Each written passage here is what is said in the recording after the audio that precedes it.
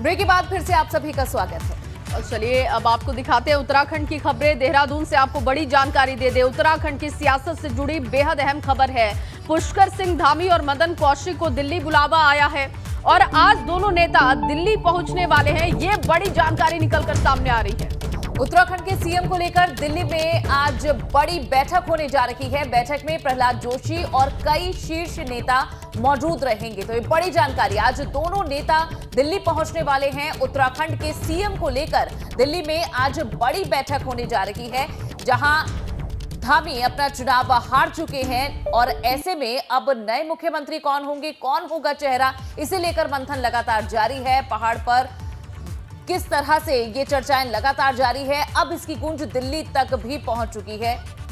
बिल्कुल। और देखिए अनु, लगातार संभावित नाम भी हम दिखा रहे हैं कि कौन कौन जो कि रेस में आगे चल रहा है सीएम फेस के। उसमें सतपाल महाराज का नाम है, रितु खंडूरी का नाम है, इसके अलावा पुष्कर सिंह धामी है, मदन कौशिक है, अनिल बलूनी का नाम भी सामने आ चुका है। ताजा अपडेट क्या है सियासी हलचल पहाड़ पर, ये बताने के लिए विनोद हमारे साथ जुड़ चुके हैं। विनोद, क्योंकि आज तो मदन कौशिक और पुष्कर सिंह धामी को दिल्ली बुलावा आ चुका है, कब वो रवाना होंगे? और अभी अगर पहाड़ की सियासत की बात की जाए, क्या कुछ समझ आ रहा है कौन मुख्यमंत्री हो सकता है अगला?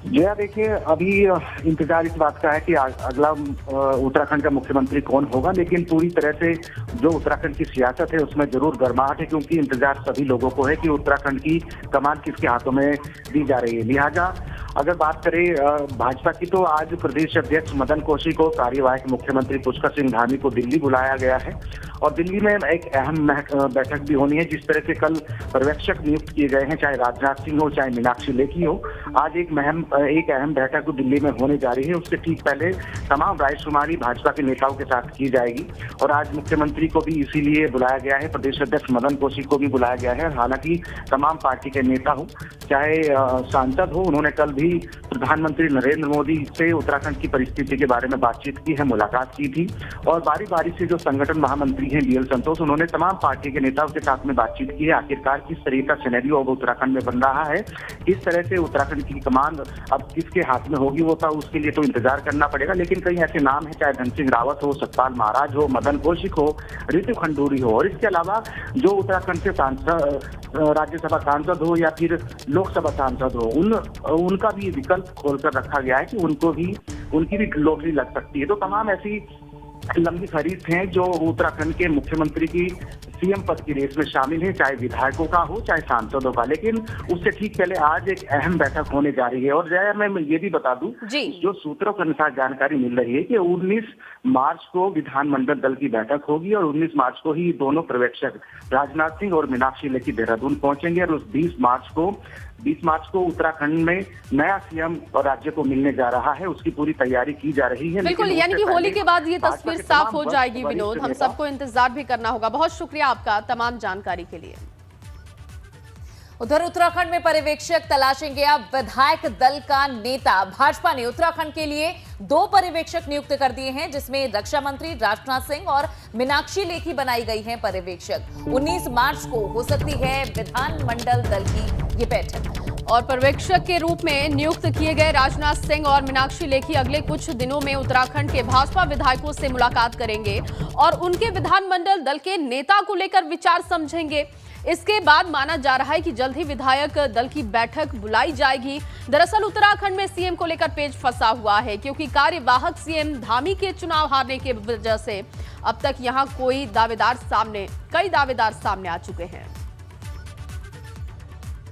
उत्तराखंड का मुख्यमंत्री कौन होगा, कौन कौन मंत्रिमंडल में शामिल होगा, इन सभी अटकलों पर विराम लगाते हुए भारतीय जनता पार्टी ने उत्तराखंड के लिए एक पर्यवेक्षक कमेटी नियुक्त की है। इस कमेटी में मौजूदा देश के रक्षा मंत्री राजनाथ सिंह के अलावा केंद्रीय राज्य मंत्री मीनाक्षी लेखी को शामिल किया गया है। ये दोनों नेता उत्तराखंड जाकर के मुख्यमंत्री कौन हो इसके लिए विधायक दल से बात करेंगे और साथ ही सभी पहलुओं पर समीक्षा कर ये तय करेंगे कि आखिरकार मुख्यमंत्री के साथ मंत्रिमंडल में कौन कौन से चेहरे शामिल होंगे।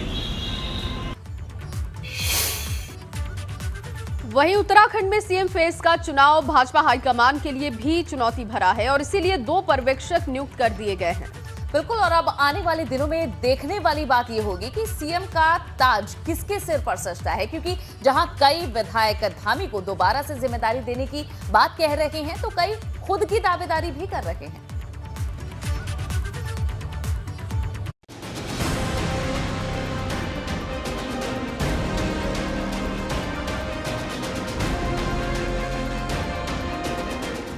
उत्तराखंड के नए मुखिया के चयन को लेकर भाजपा हाईकमान का मंथन जारी है। सीएम का फैसला दिल्ली में होना है, लिहाजा हर कोई दिल्ली की तरफ टकटकी लगाए हैं। भाजपा संगठन के नेताओं का कहना है, होली के बाद प्रदेश में नई सरकार का गठन हो जाएगा। माना यह जा रहा है कि 19 तारीख को जो पर्यवेक्षक हैं वो देहरादून आएंगे और विधायकों के साथ विधानमंडल दल की बैठक करेंगे। उसमें एक नाम पर सहमति के बाद उसका ऐलान किया जाएगा। चर्चा इस तरह की भी है कि ऐलान के बाद 20 तारीख को उत्तराखंड में नए मुख्यमंत्री का शपथ ग्रहण समारोह होगा, क्योंकि 23 तारीख को उत्तराखंड में चौथी विधानसभा का जो कार्यकाल है वो पूरी तरह से समाप्त हो जाएगा और उससे पहले नए मुख्यमंत्री को उत्तराखंड में शपथ लेनी होगी। चर्चा है 19 मार्च को विधानमंडल दल की मीटिंग होगी, जिसमें विधानमंडल दल के नेता का चयन होगा, जबकि 20 मार्च को उत्तराखंड की नई सरकार का शपथ ग्रहण होगा। हमारे 47 विधायक जीते हैं। जल्दी ही विधायक दल की बैठक होगी। हमारा पार्लियामेंट्री बोर्ड यहाँ के लिए अपना पर्यवेक्षक तय करेंगे। पर्यवेक्षक आकर के विधानमंडल दल की बैठक लेंगे और विधायक दल का नेता चुना जाएगा। जो विधायक दल का नेता चुना जाएगा उसको मुख्यमंत्री की शपथ दिलाई जाएगी और जल्दी ये काम हो जाएगा। उत्तराखंड के किस नेता के हाथों में सौंपी जाएगी सत्ता, इसके लिए कुछ दिन का इंतजार और करना होगा। मगर आपको दिखाते हैं इस समय सीएम की रेस में कौन कौन से नाम चल रहे हैं। हाईकमान सीएम पुष्कर सिंह धामी को फिर से सूबे की कमान सौंप सकता है। इसके अलावा धन सिंह रावत, मदन कौशिक, सतपाल महाराज में से किसी को कमान सौंपी जा सकती है। उधर अजय भट्ट, रमेश पोखरियाल निशंक, अनिल बलूनी और रितु खंडूरी में से कोई एक सीएम का चेहरा हो सकता है।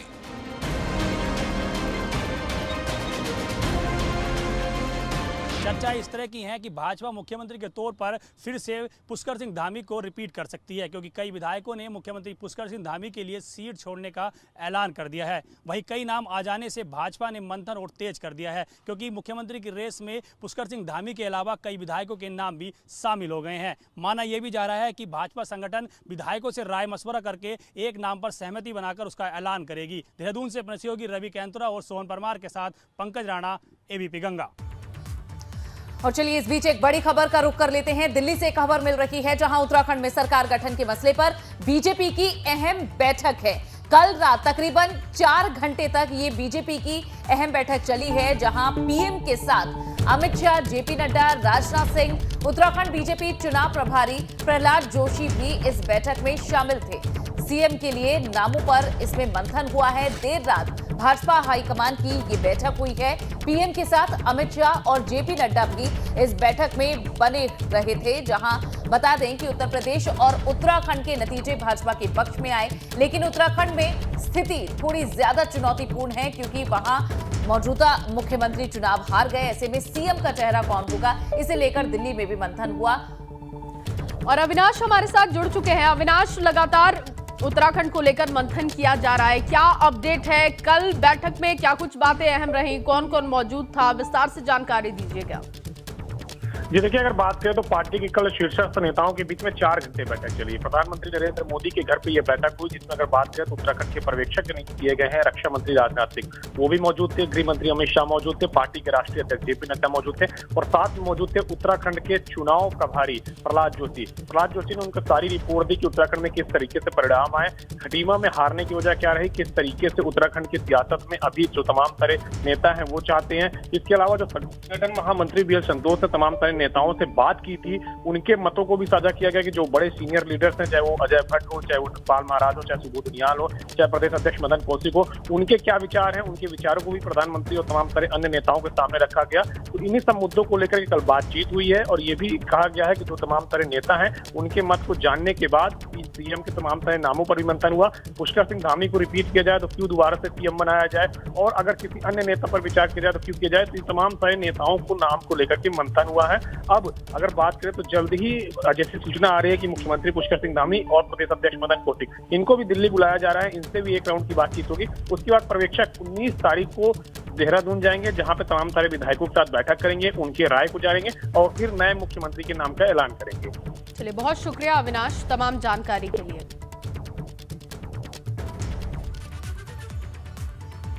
तो लगातार जया उत्तराखंड का मुख्यमंत्री कौन होगा इसे लेकर मंथन चल रहा है। इसी बीच उत्तराखंड के सांसदों ने भी अपनी इच्छा व्यक्त की है। उन्होंने पीएम मोदी और भाजपा के तमाम बड़े नेताओं से, साथ ही राष्ट्रीय अध्यक्ष जेपी नड्डा से सोमवार को मुलाकात की है। और इस मुलाकात में सांसद निशंक, तीरथ रावत, अजय भट्ट, अजय टम्टा और माला राज्य लक्ष्मी मौजूद रही। साथ ही राज्यसभा सांसद अनिल बलूनी, नरेश बंसल भी मौजूद रहे।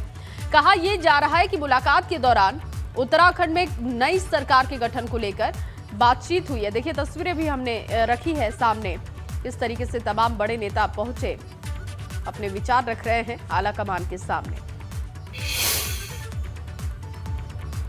तो उत्तराखंड के नए मुखिया के चयन को लेकर कई विधायक दिल्ली में डेरा जमा चुके हैं। देवप्रयाग से नवनिर्वाचित विधायक विनोद कंडारी भी दिल्ली पहुंचे हुए हैं। विनोद कंडारी ने कहा कि सीएम को लेकर जो भी पार्टी हाईकमान का फैसला होगा वो सबको मंजूर होगा। तो जब तक उत्तराखंड का मुख्यमंत्री कौन होगा इसका नाम चयनित नहीं कर लिया जाता है, तब तक इस तरह की बैठकें, अटकलें और कई और चेहरे चर्चा में बने रहेंगे। उत्तराखंड के मुख्यमंत्री को लेकर जहां अब दावेदार भी बढ़ रहे हैं। पार्टी में एक सामूहिक निर्णय होता है, निश्चित तौर पर पार्लियामेंट्री जो तय करेगी वो सबके सामने है। यानी अभी आप कुछ नहीं कहेंगे कि मुख्यमंत्री चेहरा कौन होगा। क्या लगता है कि पुष्कर सिंह धामी मुख्यमंत्री चेहरा हो सकते हैं दोबारा, या फिर जो रेस में नाम चल रहे हैं जैसे सतपाल महाराज, अनिल बलूनी और आपके मदन कौशिक, कई नाम चल रहे हैं, तो इन नामों पर भी क्या विधायक चर्चा कर रहे हैं? देखिए, जो आपने कहा ये विधायक है, विधायक से पहले सब लोग कार्यकर्ता, निश्चित तौर पे विधायक और कार्यकर्ताओं में से ही मुख्यमंत्री बने। जहां एक तरफ भाजपा सीएम फेस की लड़ाई लड़ रही है, तो वहीं दूसरी तरफ कांग्रेस की बात करें तो कांग्रेस के नेता हार पर दर्द अपना बयां कर रहे हैं। और उत्तराखंड में कांग्रेस की हार के बाद पूर्व मुख्यमंत्री हरीश रावत ने सोशल मीडिया पर अपनी हार के दर्द को बयां किया है।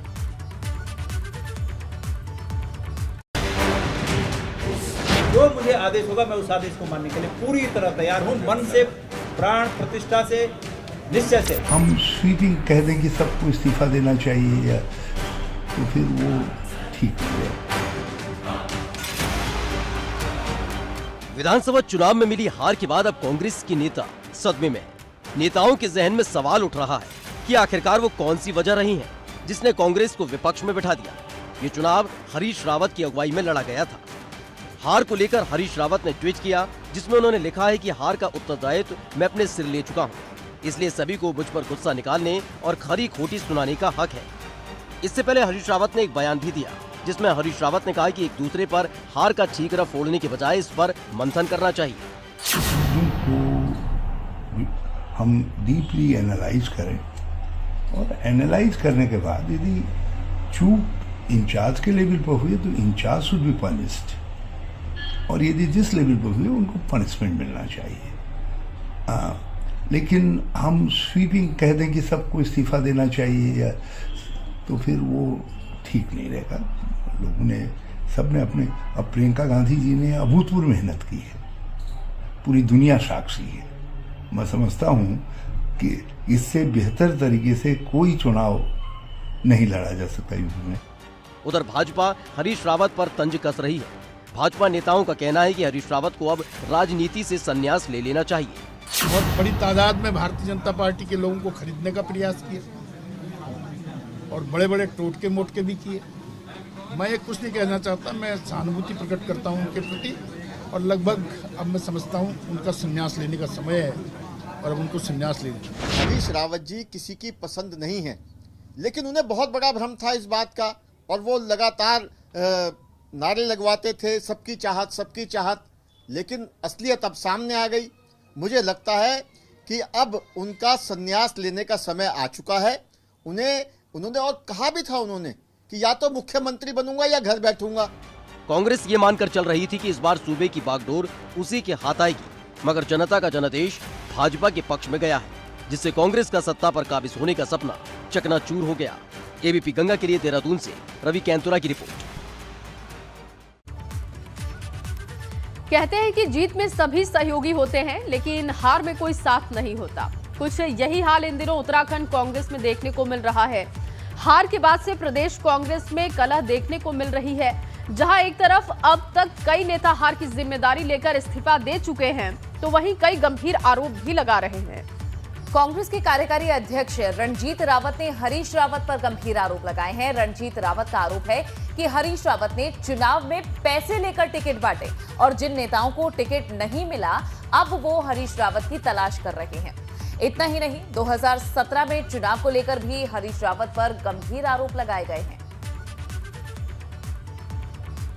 हरीश रावत बड़ी मासूमियत से झूठ बोलते हैं और किसी भी नए राजनीतिक कार्यकर्ता को, नेता को अफीम चटा देते हैं और अपने सम्मान में ले लेते हैं। मेरा नशा खुद 35 साल में टूटा, और जिन लोगों को उन्होंने इस समय टिकट के नाम पर ठगा है और एक बहुत बड़ी धनराशि इकट्ठी की है, वो लोग उनके चक्कर काट रहे हैं। कुछ के पैसे उनके मैनेजर लौटा चुके हैं और कुछ लोग अभी उनके चक्कर काट रहे हैं। ये सारी चीज़ें सामने आएंगी।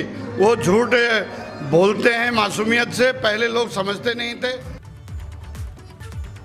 जहां कांग्रेस के कार्यकारी अध्यक्ष खुलेआम पूर्व सीएम हरीश रावत पर रुपए लेकर टिकट बांटे जाने जैसे गंभीर आरोप लगा रहे हैं, तो वहीं दूसरी तरफ प्रदेश अध्यक्ष गणेश गोदियाल ने भी इस बयानबाजी पर अपनी प्रतिक्रिया दी है। और हार के बाद कांग्रेस नेताओं के बीच हो रही बयानबाजी को लेकर गणेश गोदियाल ने कहा कि अगर कोई आरोप है तो नेताओं को पार्टी फोरम पर आकर अपनी बात रखनी चाहिए। सभी वरिष्ठ लोगों से निवेदन करता हूं कि जो भी बातें हैं पार्टी के प्लेटफॉर्म पर आकर कहें, वो ज़्यादा अच्छा होगा बजाय सोशल मीडिया में देने के। सोशल मीडिया में देने से हमारे जो कार्यकर्ता हैं वो तो ठीक है, अपने मन की भड़ास निकाल सकते हैं, हमें उसके लिए तैयार भी रहना है, क्योंकि हम जीतते तो गुलदस्ते लेके आते, हम उसके लिए तैयार थे, नहीं जीते तो छीटाकसी करेंगे, हमें उसके लिए भी तैयार रहना है। लेकिन हम जो बड़े लोग हैं, बड़े नेता हैं, मैं सबसे करबद्ध निवेदन करता हूं कि वो पार्टी के प्लेटफॉर्म पर आकर समीक्षा बैठक में अपनी बात कहें। और चलिए अब खबरों में आगे बढ़ेंगे। लोहाघाट सीट से भाजपा प्रत्याशी पूरन सिंह फर्त्याल की हार हुई। हार को लेकर पूरन सिंह ने कार्यकर्ताओं के साथ एक मीटिंग की। इस दौरान हार के कारणों को लेकर चर्चा हुई। मीटिंग में सामने आया कि पार्टी के ही कुछ कार्यकर्ताओं ने भीतरघात किया है, जिनके खिलाफ एक्शन लेने की अब मांग की गई है। कार्यकर्ताओं का आक्रोश था कि भाजपा में जो विधानसभा के दावेदार थे और उनने भीतरघात किया, ये खुद लोगों ने नाम लेके कहा है। उन लोगों ने कांग्रेस की मदद की है और वो भाजपा के प्रत्याशी थे। इन लोगों को सावधान रहने की ज़रूरत आज बताई और कार्यकर्ताओं की जनभावना थी कि ऐसे लोगों को किसी पद में नहीं रहना चाहिए। इनको भाजपा के लोगों पर विश्वास नहीं करना चाहिए भाजपा के लोगों ने, और इनको भाजपा से निष्कासित करने, ये बात भी यहाँ पर आई।